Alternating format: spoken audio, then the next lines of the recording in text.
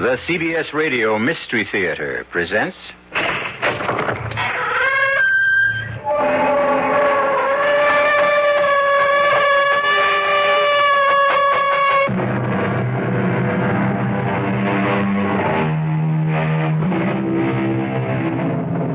Come in. Welcome. I'm E.G. Marshall. Welcome to the realm of your imagination.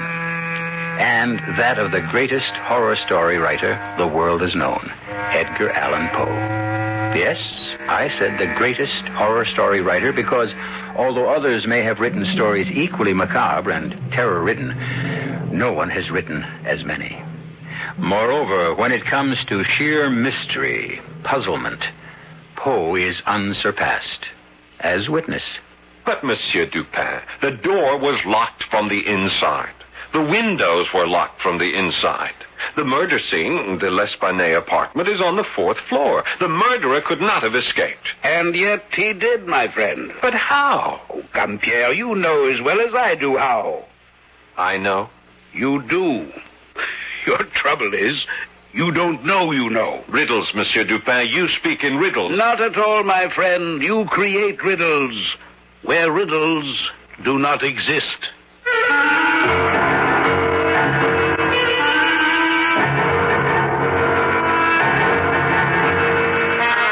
Our mystery drama, The Murders in the Rue Morgue, was adapted especially for the Mystery Theater from the Edgar Allan Poe classic by George Lothar and stars Paul Hecht. It is sponsored in part by Anheuser-Busch Incorporated, Brewers of Budweiser, and Buick Motor Division.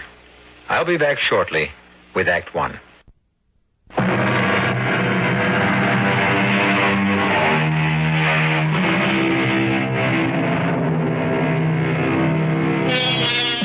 Well, now, my friends, make yourselves comfortable.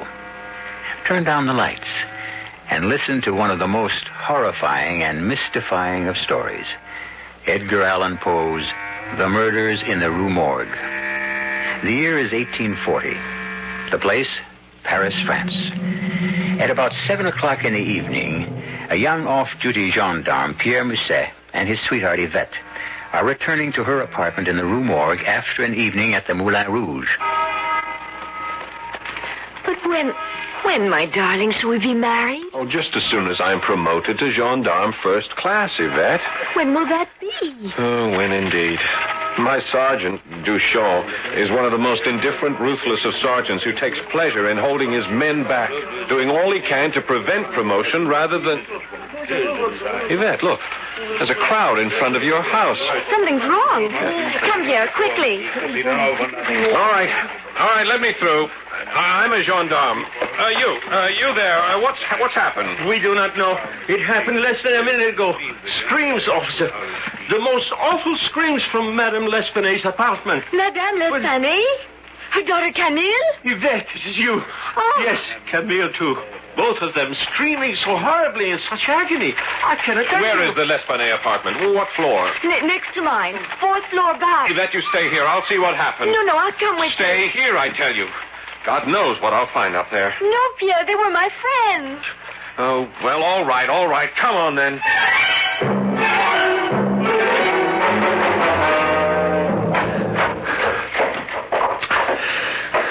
Is this the apartment? Yes. All is quiet. Too quiet. The door is locked. Break it in. All right. So, now let's have a look. Pierre. Oh, my God. Yvette. No. I won't faint. I'll be all right. But, oh, heaven help us. What has happened here? Look, the woman on the floor. Her throat cut. Is that Madame L'Espanaye? Yes. But her daughter, Camille, where is she?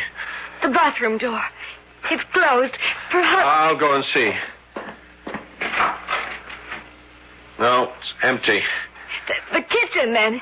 It's the only other room. No, there's no one in the kitchen. But where can she be? The door was bolted on the inside. The windows. They're closed. Yes, but... this one's locked. Look, it's nailed shut. You see the nail? The window next to it is nailed shut, too. And anyhow, it's a sheer 4-story fall to the yard below. Camille couldn't have left that way. Oh, Pierre! Pierre! Be calm, Yvette. We must both be calm. In the face of this? Oh, poor Madame. Her throat cut. Look here. This is strange. A bag of gold pieces. Napoleon strewed all over the floor. Oh, perhaps the murderer heard us coming and hurried to make his escape before... What escape? How could he escape? The door is bolted on the inside. The 2 windows, the only windows in this apartment, nailed shut. How could he leave? How could Camille leave? Impossible. It's just impossible. Well, it makes no sense. Here, give me a hand. Get this poor old lady off the floor onto the bed. Yes. You take her by the feet. I'll lift her by the shoulders. Ready? Yes. All right. Now, lift. Oh, good Lord. Pierre. Her head. It fell off. Don't faint, Yvette. Don't faint. Oh, no. Look, I must get a message to headquarters at once. You take it while I remain here and... Wait. What, Pierre? The fireplace. See there? A lot of soot has been dislodged. Fallen down from inside the chimney. What would that mean? There's only one way to find out, and that is to get down on my hands and knees and look up into the chimney. What is it? I am looking into a woman's face. A dead woman's face. Her face? It must be Camille. She's been stuffed up the chimney, head down. Pierre? What? I'm sorry. I can't help it. I'm going to faint.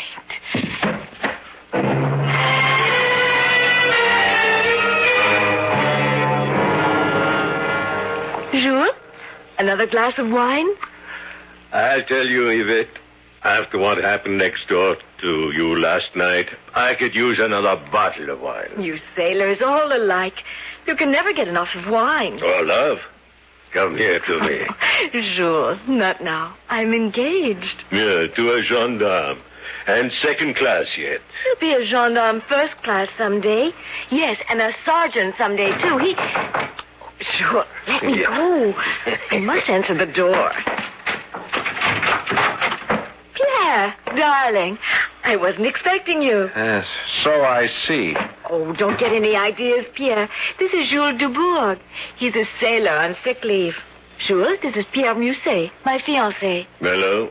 How long have you two known each other without my knowing? A few days.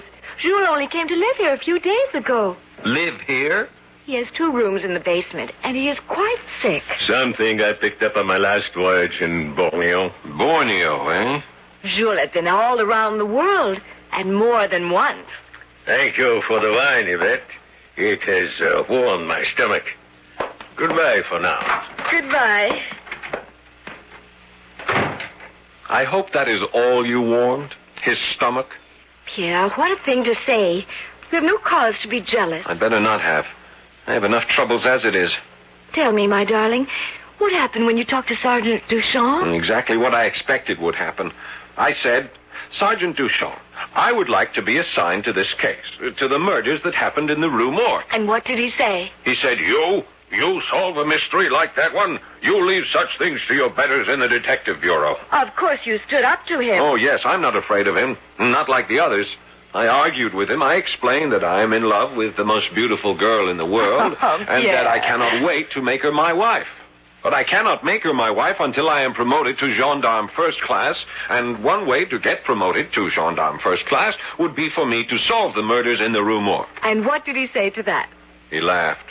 You are a nut, he said. You are as much of a nut as C. Auguste Dupin. C. Auguste? Dupin. Who is this Monsieur Dupin? The fellow who solved the Marie-Roger case. He is not a policeman. He's only a private citizen with a gift for solving mysteries that others can't solve. Oh. Anyhow, that's what I think, even if everybody else at headquarters doesn't. But if he solved the Marie Roget case... They say it was an accident. That case. It was as much of a mystifying puzzle, an unsolvable riddle as this one. And he explained it so simply, you wouldn't believe it. He'll never be able to explain what happened in the L'Esplanade place next door last night. No one could. You may be right. Especially now that we know there were 2 murderers, not 1. 2 murderers? Then you don't know? No.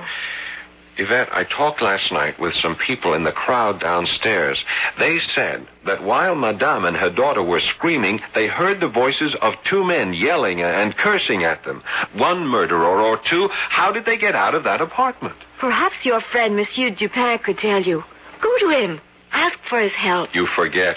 My sergeant has ordered me to leave everything to the detective bureau. You forget that unless you are promoted to gendarme first class, we cannot marry. One day I shall become One day? What one day? When? Jules Dubourg would marry me like that. That sailor, that sick sailor, you would marry him? It would be better than not marrying you. Oh, Yvette, please. You do as I say. Pierre, either you go, or here, take back your ring. Keep the ring. I'll go.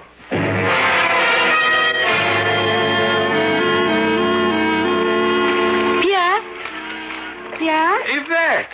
What are you doing here in Montmartre? I had to see you. This couldn't wait. Pierre, I found this shoved under the door of my apartment. Huh.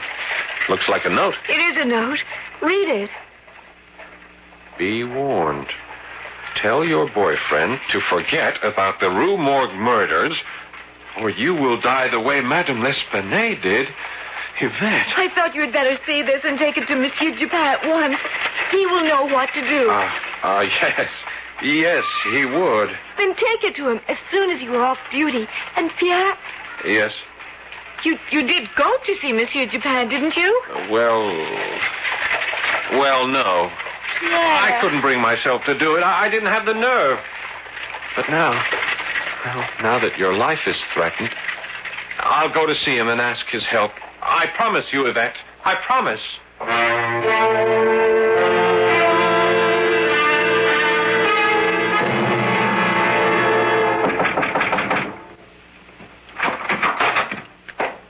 Yes? Monsieur Dupin. C. Auguste Dupin. Yes? I am Pierre Mouzet. Gendarme, 2nd class, Pierre Mouzet. Ah, yes. You wish my help in solving the murders in the Rue Morgue, is it not so? You know why I'm here? Of course. But how? Oh, you were the first policeman to reach the scene of the crime. You are a 2nd-class gendarme, and helping to solve the murders would result in a promotion. And inasmuch as you yearn to marry a very beautiful young woman named Yvette... That's amazing. That you should know all this without our ever having met. Amazing. It's anything but amazing, my friend. It's simplicity itself. Everything I've just told you was fully reported in the newspapers. Oh. Now then, won't you come in? And so what was to Pierre an amazing deduction turns out to be no deduction at all. Nor does C. Auguste Dupin turn out to be the formidable man Pierre thought he would be. As to whether Dupin can bring our 2 lovers happily together in marriage by solving the apparently insoluble mystery of the murders in the Rue Morgue, we shall see when I return shortly for Act 2.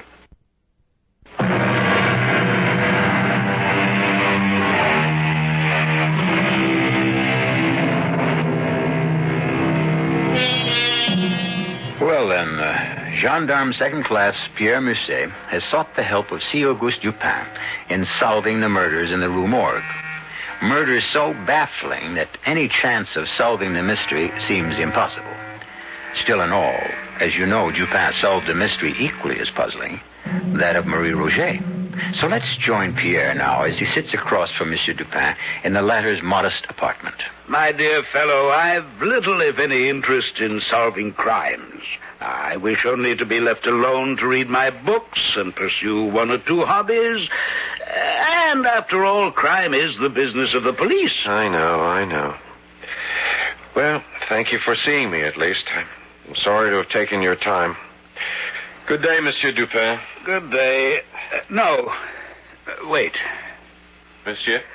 I'm a fool, but I'm also French.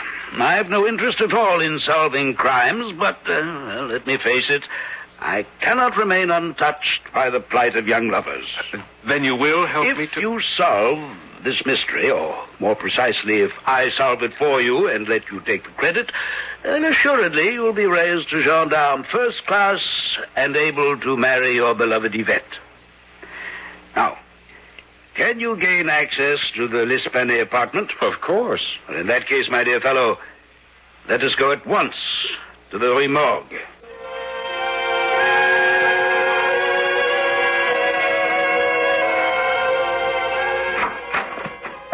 The door is unlocked here? Yes.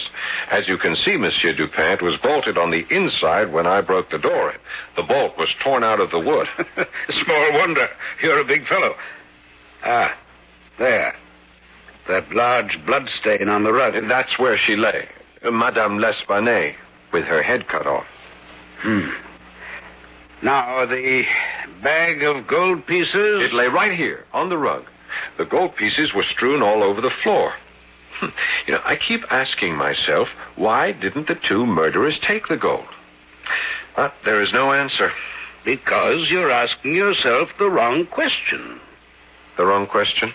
Well, the answer to why they didn't take the gold is simple. They didn't want it. The question you should be asking is, why didn't they want it? Oh, yes.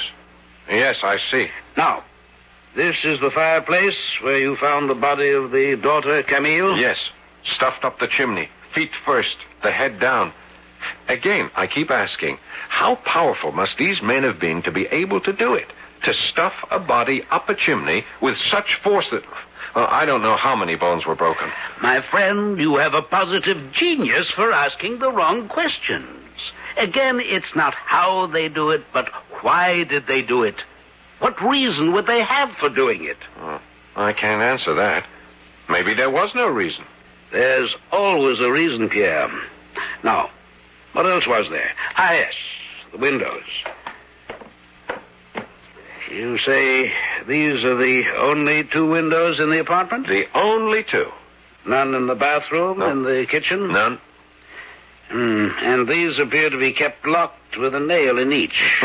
And let's see. I pull the nail out of this one and open the window. Well, the murderers couldn't have escaped this way. Even if the windows had been open, it's a sheer drop, 4 stories to the ground. So I see. I also see a drain pipe. But if the windows were locked... They could not have been locked. But they were. Oh, my friend, God also gave you a brain. As with your eyes, use it. You know the murderers did not escape by way of the door. It was bolted on the inside, and you broke it in. True enough. They could not have escaped by way of the chimney. It follows that they had to escape via the windows, using the drain pipe to reach the ground. But I tell you, the windows were locked, just as they are locked now, each with a long nail. All the windows in this house are the same. A hole is bored through the window and into the sill. To lock the window, you push a nail through it into the sill. Well, you just pull that nail out of this one. Not the other. You do that, my friend. You pull the nail out of the second window. What for? To answer the question of how the murderers escaped. Now do as I say. Pull it out. What in the world You is... see? A broken nail. As simple as that. A broken nail. Ah, but it's not simple. The window only appeared to be locked. Well, I've seen enough. Let's go. You have the answer then, Monsieur Dupin? Part of the answer. Only part. But give me time to think and... Look who's coming up the stairs. Hello, Pierre. What are you doing up here? Why don't you stay in your cellar, Jules? That is not your business. Yvette is my business, and you are up here to see her.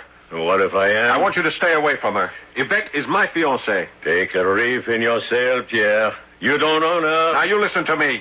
You take your hands off me. Take them off, or Gentlemen. What is all this? What's going on here? I want Jules Dubourg to stay away from you and you from him. Oh, you do? Yes, I do, Yvette. You are my fiancée. But not your wife.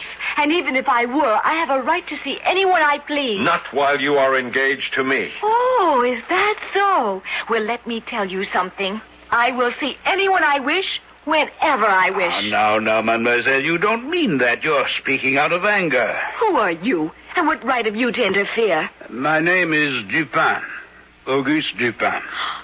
Monsieur Dupin.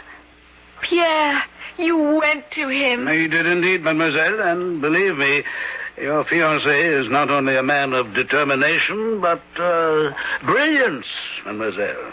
Brilliance? Well, my dear fellow, the way you solved the puzzle of that locked window, brilliant, positively brilliant. You'll be in the detective bureau before you know it. Oh, Pierre, that's wonderful. Wonderful. Jules, I think it would be better if you do not come to see me anymore. But, Yvette... Please, Jules, no more. Have it your way. There are other ports of call. Oh, so there, Monsieur. Monsieur Dupin, can I offer you a glass of wine? Thank you, but another time. You could tell me what perfume that is you're wearing? Nuit de Passion. Passionate night. It's well named, mademoiselle. A pleasure meeting you, mademoiselle. Pierre, if you would see me down to the street. Oh, of course. But come back, Pierre. If you are off duty, that is. I am off duty, Yvette, and I shall be back. This fellow, Pierre, this Jules Dubourg, he's a sailor, isn't he? Yes.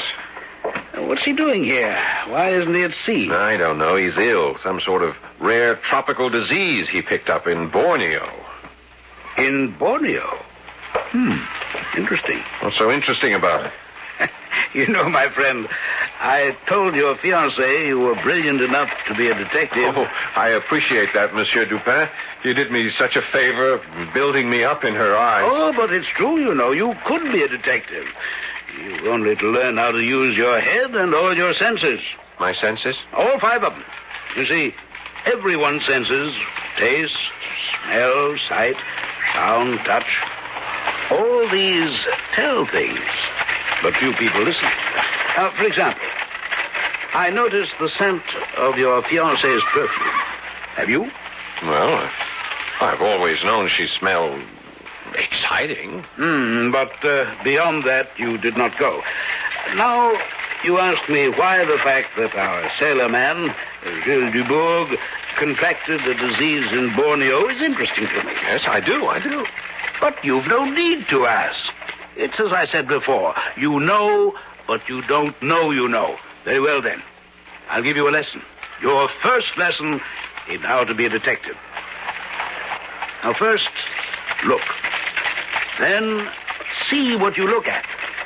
Then, put 2 and 2 together and make sure they add up to 4. Now, for instance, put Jules Dubourg together with drain pipes and see where it leads you. Jules and drain pipes? I don't understand. You will. You will if only you think, my friend. Think.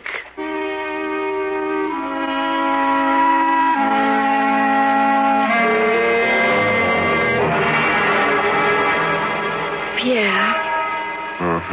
You must go now.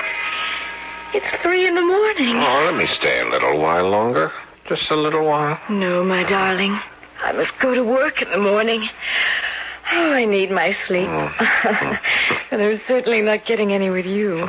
Must be that perfume you wear. Oh, my perfume, not me. Oh, of course it's you. Well, whether my perfume or me, off with you. All right. All right. When will you be seeing Monsieur Dupin again? Oh, I don't know. He said he wanted time to think, that he would leave a message for me at headquarters. But, you know, Yvette, I'm beginning to wonder if I need Dupin.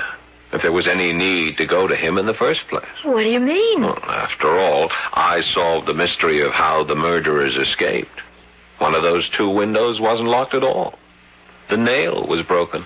Brilliant. The murderers must have got to the ground by the drain pipe. The drain pipe. Oh, yes, the drain pipe. But even so, I've been thinking. No ordinary man could manage to slide down a drain pipe. He would have to be very strong. Yes, and agile. But you've thought of that, I'm sure. Oh, of course. Well, it's only a question of what kind of man would that be? Oh, I could think of any number. You can? But of course. A chimney sweep for one, a house painter for another, a circus performer. Huh? You know, an aerial artiste, a sailor like Jules de Bourgh, say. They're used to climbing things. Yes, that is a possibility. Jules de Bourgh, a definite possibility. Now, you let jealousy blind you. Jules is a sick man, for one thing, and doesn't have the strength, anywhere near the strength, to do what was done in that apartment. Whoever committed those horrible murders was more than strong. He was powerful, unbelievably powerful. Oh, but come now, you must go. You must. I'm going. Lock yourself in. Don't worry, I will. I'm not taking any chances. Not after getting that note. Yvette, you have nothing to fear. Dupin and I are working on this case, and trust us to solve it in short order. I do trust you, my darling. Oh, I do. Good night, my sweet. Good night. Good night. Good night, my lovely wife-to-be. Good night. Bolt the door. I was about to. There. It's bolted. Good night, Pierre. Yvette! Oh, my God! Yvette! It's bolted on the inside. Oh, Pierre! Help me! Oh! Yvette! Help me! Yvette!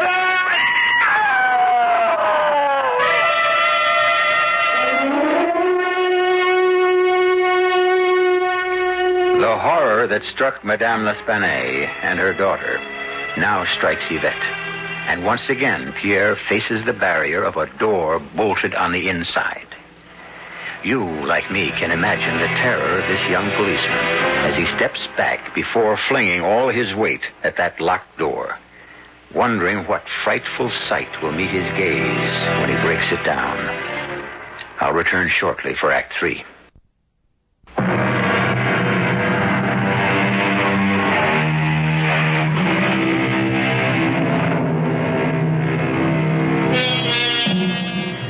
What frightful monster haunts the Rue Morgue? What kind of fiend committed the butcheries on Madame L'Espanaye and her daughter Camille? These are the questions young gendarme Pierre Musset has been seeking to answer. Now it seems he's about to find those answers in the most horrible way imaginable. For behind the bolted door of her apartment in the Rue Morgue, his fiancée Yvette is herself in the grip of the fiend. Oh, Lord, help me. It's dark. The lamp. Where's the lamp? What? Here. Wait. What happened? Oh, my stomach. Yvette. Where's that lamp? Light the lamp. There. Yvette. Heaven help us all. Yvette!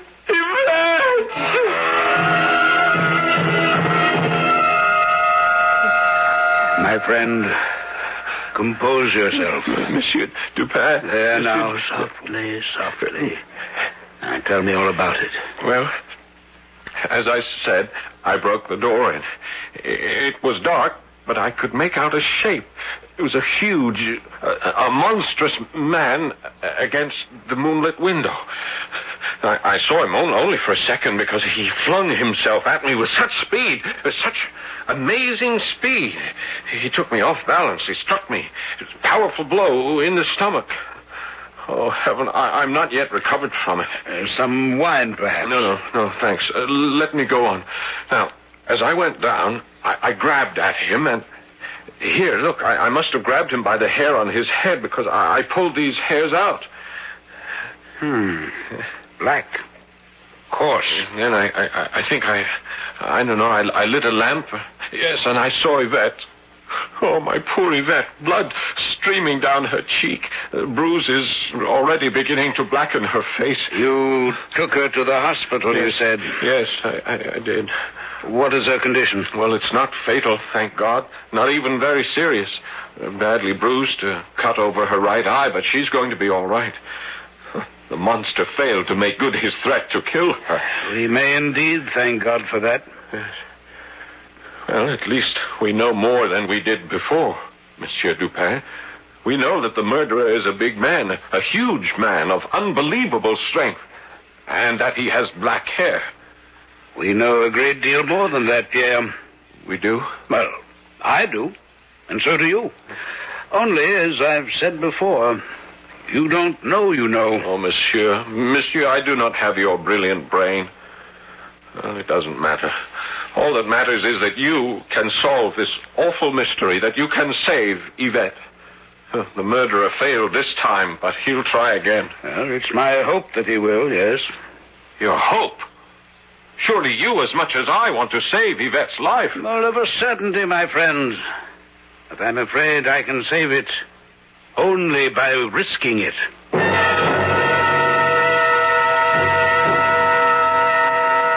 Yvette, you're sure you're comfortable on the couch? Yes, Pierre. Thank you. Mademoiselle, are you strong enough to help me in a plan I have in mind? Now, wait, what kind of a plan? A plan to trap the murderer. And I can help you trap him?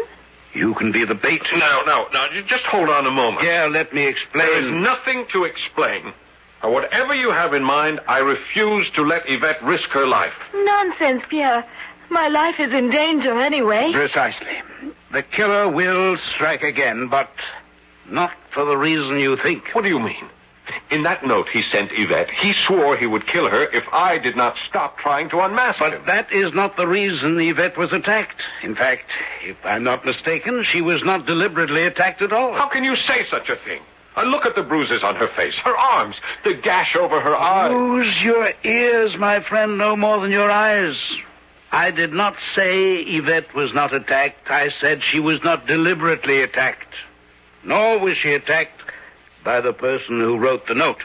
Monsieur Dupin, you amaze me. How do you know all this? Because 2 + 2 = 4 if you put them together properly. I'll help you by showing you the facts once again, but you must add them up. First, we know that the killer entered the L'Esplanade apartment by the window and left by the window because it was not locked, though it appeared to be. The nail was broken, yes. As you discovered, Pierre. Yes. Quite so. Now, this apartment is next door to the L'Esplanade apartment. Outside that window, it's a 4-story drop to the backyard unless the murderer, escaping, slid down the drain pipe attached to the wall between these apartments. You follow? Yes. A sailor, Monsieur Dupin, a sailor maybe, like Jules Dubourg. There you go again, letting your jealousy... No, mademoiselle, he's altogether right. A sailor could climb the drain pipe. So much for that fact. Now, here's another and a most revealing one. Why was the bag of gold pieces, worth, as we have learned, more than $4,000, why was that bag of gold not taken? Perhaps the murderer was in such a hurry to escape But there that... was no hurry. The door was bolted. There was plenty of time to escape. You said the gold wasn't taken because it wasn't wanted. But what were the L'Esplanades killed for, if not the money? Revenge? It couldn't be that. They stayed to themselves. They knew no one. Well, if not for money or revenge, what then? Nothing. Nothing? Monsieur Dupin, that makes no sense. No sense at all. Precisely. That's the answer. The L'Esplanade murders were senseless. But that is impossible.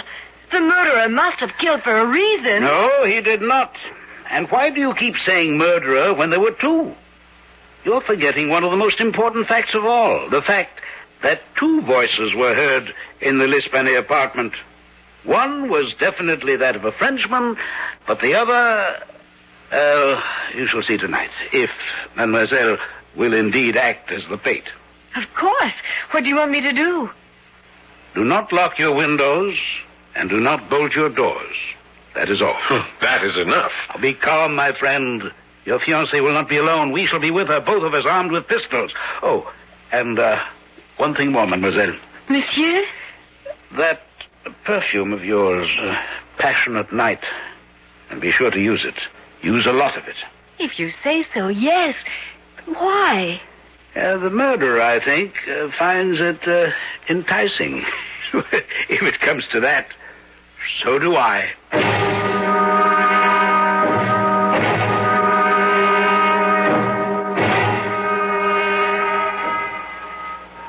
2 o'clock. No sign yet of the murderer. He'll come, of that I'm sure. Especially since Mademoiselle did indeed use a sufficiency of Passionate Night perfume. It makes waiting a pleasure, mademoiselle. Thank you, Monsieur Dupin. It won't make you that's death a pleasure. She will not be harmed, I promise you. I have a pistol, and so have you. I'll be sure to use it when I give the word. And, Pierre. Yes? Shoot to kill. Depend on it. I shall certainly... Listen. Come back.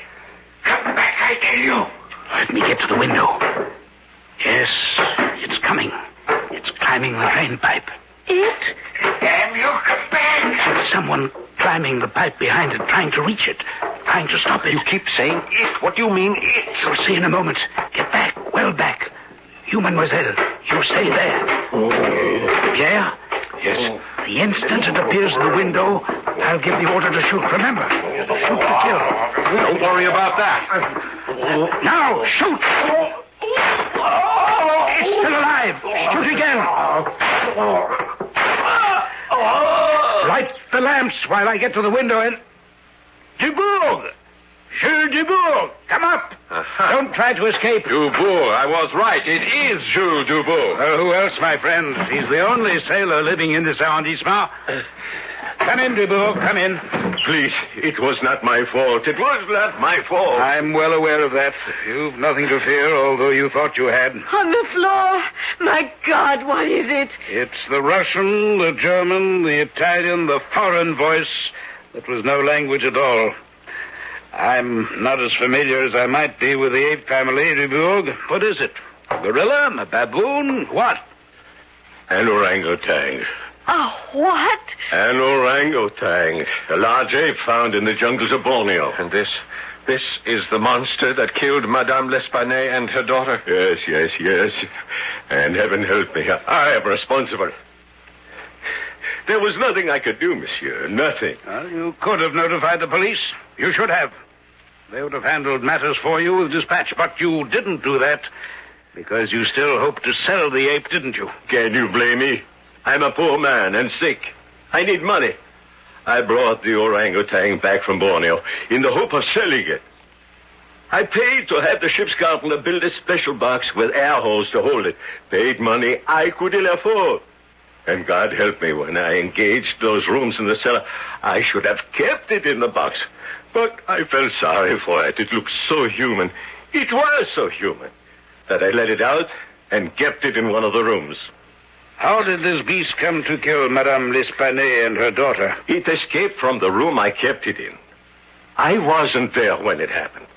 I discovered it when I came home that night. I opened the door, and I could not believe it. The ape was seated in front of a mirror, shaving himself with my straight razor. Shaving himself? Well, trying to. They are great imitators, you know. I went to take the razor from him. I was not afraid of him. He was really harmless. But he ran from me, out through the door, and into the backyard. You chased him? Of course. I was afraid he might cut himself with the razor. Well, his eye caught the window of the Espanaye apartment because the light was on. Up the drain pipe he went, and I after him. He tore the window open and went in, and the screaming began. You wrote that note to Yvette, didn't you? That note that threatened her life? Yes, but only to frighten you of the case. I was afraid if you found out what had happened, I would be sent to the guillotine. I believe you. But why did you let the ape attack Yvette? I didn't. I couldn't control it. And it was drawn to her by that perfume she wears. My perfume? That time when we were kissing and holding each other close, the ape smelled her perfume on me. What? I brought the scent of your perfume back to my cellar rooms. It was on my clothes. The ape couldn't get enough of smelling my jacket. He liked the perfume, enjoyed it. And so, when he escaped last night and tonight, he followed the scent here. But he didn't mean to harm you any more than he meant to harm the Espanays. It was your screams and theirs that frightened him and made him do the horrible things he did. Jules Dubourg, I hereby place you under arrest as the party responsible for the murders in the Rue Morgue. We will go at once to headquarters. Come along. Oh, and, Yvette. Yes, Chérie? After Dubourg has been booked, I shall return, and we will discuss the kissing and the holding each other close that left such a strong smell of passionate night on his jacket. All right, you Dubourg. Get along. He is very angry with you, your fiancé. He will cool off.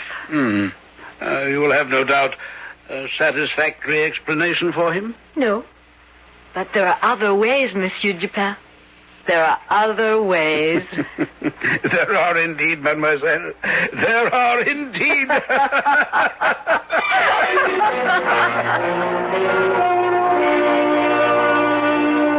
So ends the murders in the Rue Morgue. If not happily, at least on an easier note. I may tell you that Yvette did cool Pierre's anger, and that they wound up eventually with 9 children. Very handsome and healthy children who became the pride and joy of Sergeant Pierre Musset. I'll be back shortly.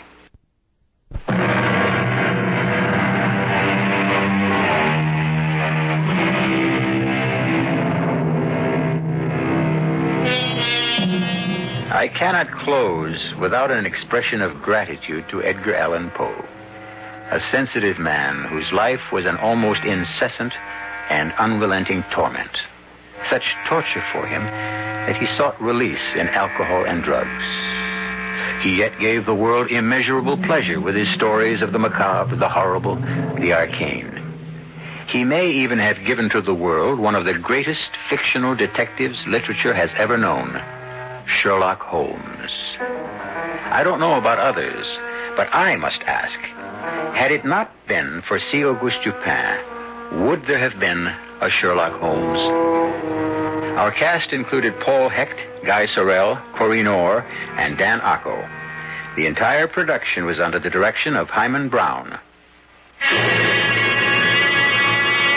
And now, a preview of our next tale. Shh, listen. What's that? What's he saying? He's crying as if his heart would break. This is terrible. Poor Wyatt. He's in agony out there. Yes, I can hear him. Poor man. Will, what is he crying over? It can't be the painting, even if it had been damaged when those sailors bumped the box. Elvira, it can't be that. It isn't. Isn't? I told you I've had this feeling all along. This sense of something. You know. And now I'm sure. It isn't a painting that's in that box, Will. It's a corpse. A corpse? And the question that I've been asking myself all along is, whose? Radio Mystery Theater was sponsored in part by Contact, the 12-hour cold capsule. This is E.G. Marshall inviting you to return to our Mystery Theater for another adventure in the macabre.